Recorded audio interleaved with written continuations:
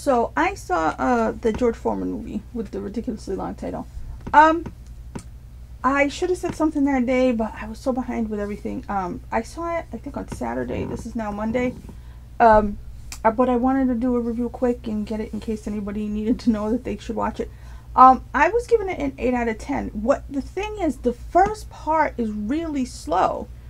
Because I didn't understand. I was thinking about, I didn't remember him having any big tragedies. You know how stories are. Spoilers. Anyway. But, so I was thinking, gee, I don't know. And then the story's going along, and I was like, gee, the guy playing Muhammad Ali looks nothing like Muhammad Ali. And Glenn Gulia, I was like, is that Glenn Gulia? Played Howard Cosell. And at first he wasn't even doing the voice. Like in the first, like they had him doing the, what do you call it? Calling the fight. One of the fights. I'm not good at that. But he wasn't doing the voice at first. I'm like, what the hell? I could do the voice. This is Howard Cosell. Right? Everybody my age and older could do the voice. But then he did it after that. But, so there's that whole part. But the movie really takes off. And it is the way it's sold about his spiritual journey.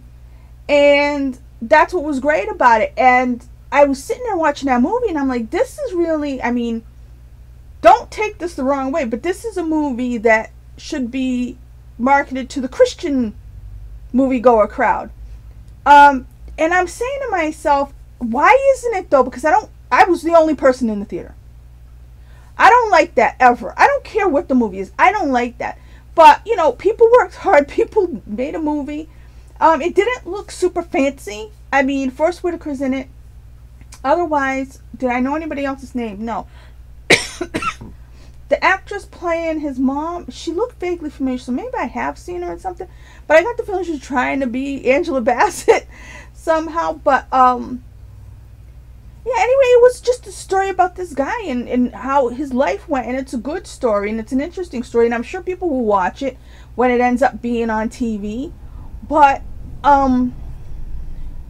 they shouldn't not make these movies. So when a movie like this comes out and nobody goes to see it, I'm like, don't complain later on when there aren't movies about,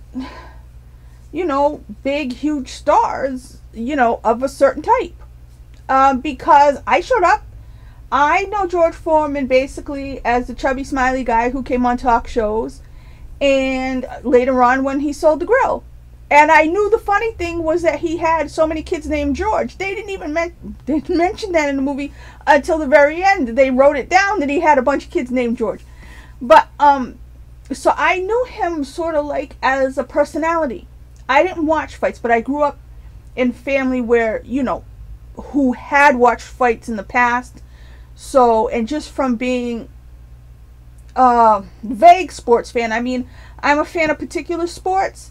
There was a point in time where I was in high school where I did watch Sports Center every night and stuff like that. So I know enough about, especially older people, about this one was this and that one was that. I've heard enough to know a little bit about the big icons of the past anyway. So I knew of him. And the funny thing is, I'm sitting there and they're talking about Joe Frazier. And this is terrible. Joe Frazier. What I really remember, this is what I'm saying, what I really remember Joe Frazier from, there was a point in time, David Letterman, I watched David Letterman pretty much from high school on until the show was over. Pretty much, not every single night, but almost. So, there was a point in time, Dave used to have a lot of stupid little skit type things he did.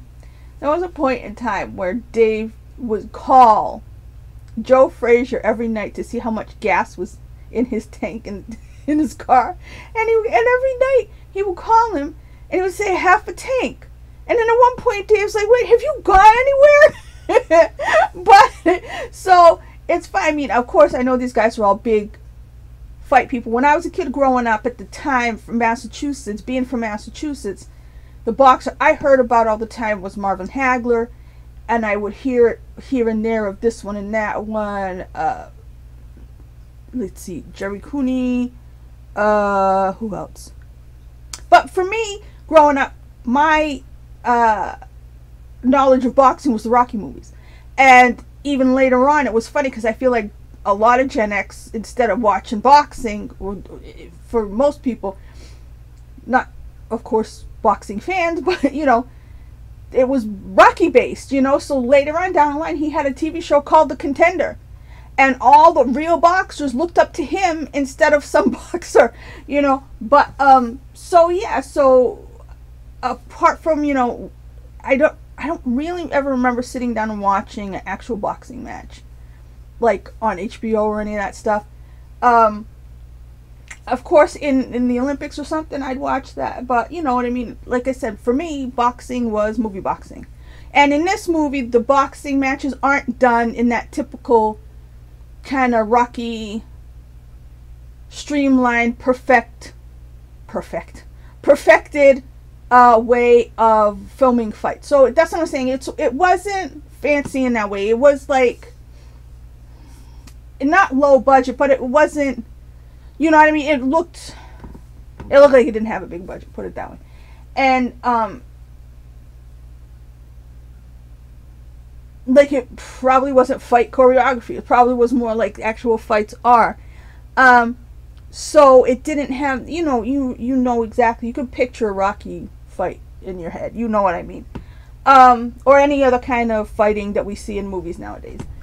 But whether it's that or any kind of, you know, hand-to-hand combat.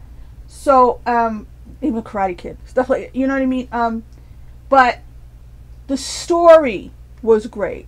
I love some of the costumes too, because it was like the 70s. He had this one cerise colored like satin shirt. I was absolutely in love with. But the effort was in there. But it didn't look like, you know, A+ quality. But it was such a good story in terms of him becoming and overcoming his situation, coming from somebody who didn't have any kind of faith. And like I said, I grew up Catholic, kinda, went to church on my own. I got confirmed to that because it was my idea. But then later on, like I said, I went into all other different kinds of religions and philosophies, and I have just a whole general sense now. But I'm not the kind of person who calls myself a Christian. I'm not a boarding a Christian.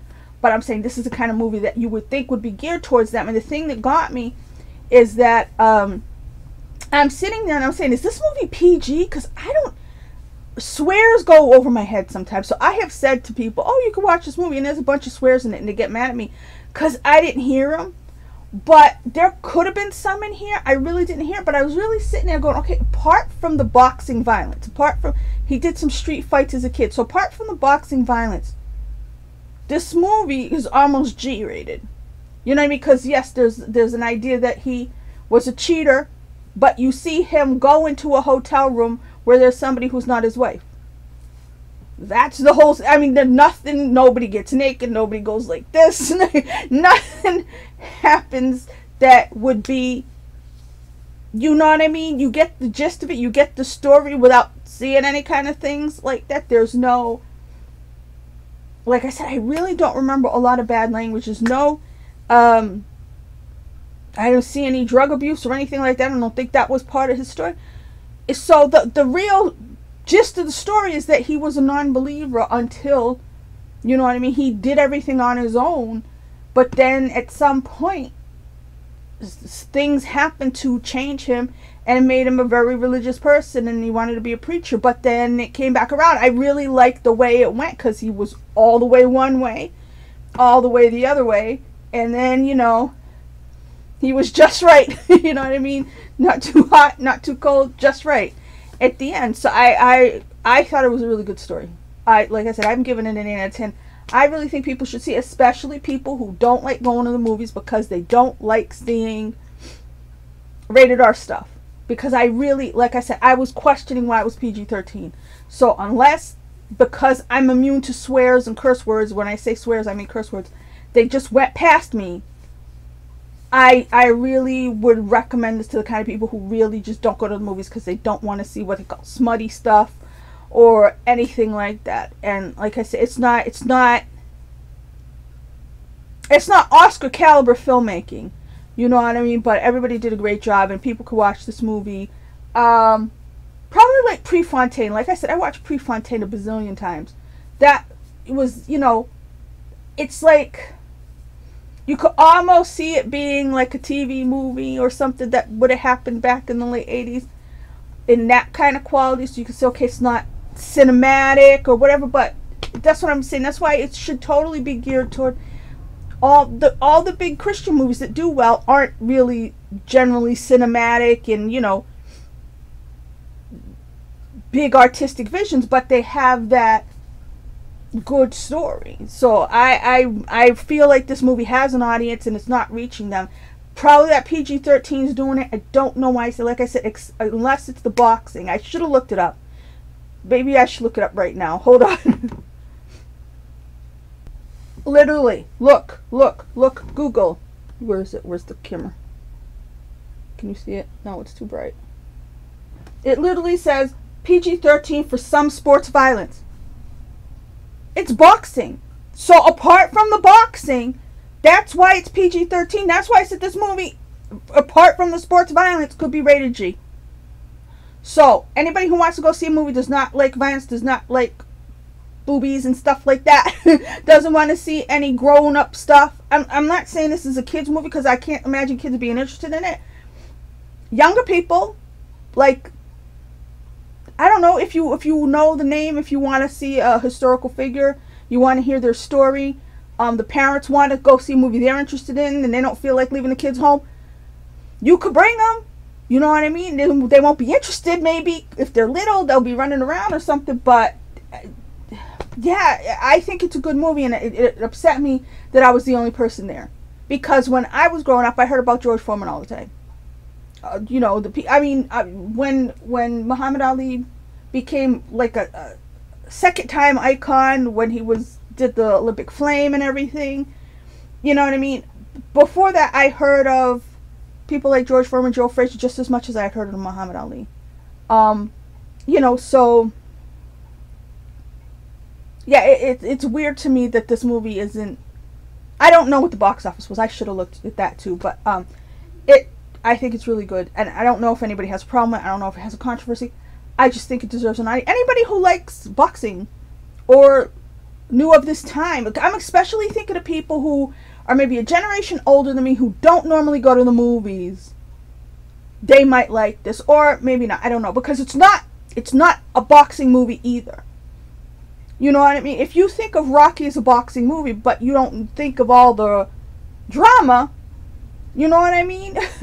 But it doesn't have that boxing thing to it. It doesn't. And it's a complete biopic from when he's little all the way to you know, the grills. So it doesn't just focus on one time. I mean, I think it's a good movie for people who, especially people who are concerned with spiritual topics, or people who want to see somebody who was a non-believer become a believer, or just somebody who did all that and just came out their own person. Really, I just think it's really good, and it upsets me that it doesn't have it. I was the only person there, because there's nothing wrong with it, and I'm worried they're not going to make. You know how movies like The Blind Side was even more professional than this, you know, glossier than this, but there's a whole kind of fancy pants people who talk about Oscars and stuff who poo-poo these kind of movies, because like I said, they're not fancy, they're not super perfect, they don't have the most amazing actor. I mean, Forrest Whitaker was great, but they don't have the most amazing actors in it, so they just. But it's a good movie, and it's worth the price of admission if you're interested in George Foreman, or you're interested in seeing a film that isn't what everything else is. It's not a superhero movie. It's not a violent movie. It's not you know, depressing movie. You know what I mean? I recommend it to people who are looking for something harmless to watch.